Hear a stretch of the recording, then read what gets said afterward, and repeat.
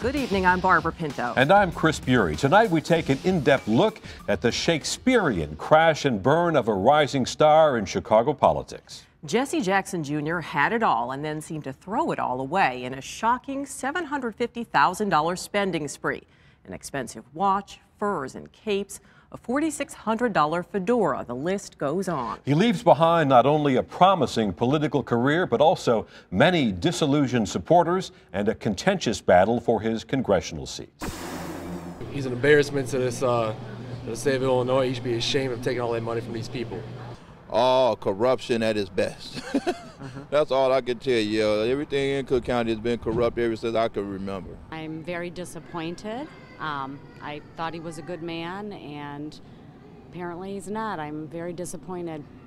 There is plenty of disappointment among Jackson's former constituents on the city's south side and southern suburbs.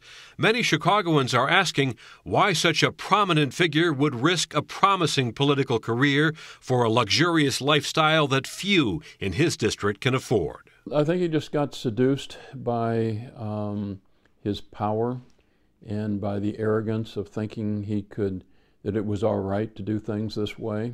Dick Simpson is a former Chicago alderman who now teaches political science at the University of Illinois at Chicago.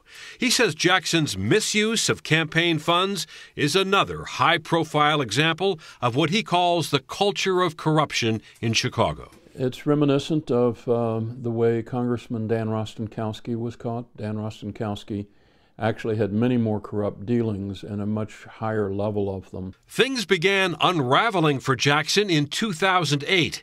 He got entangled in the Blagojevich scandal when the ex-governor tried to sell Barack Obama's U.S. Senate seat.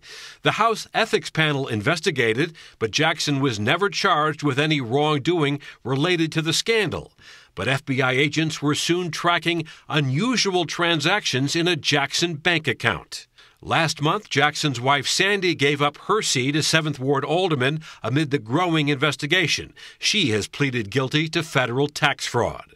And now the battle over Jackson's 2nd District congressional seat is heating up with a packed field of contenders. We're constantly looking at the working class people to bail us out of these problems that the rich people are getting us into.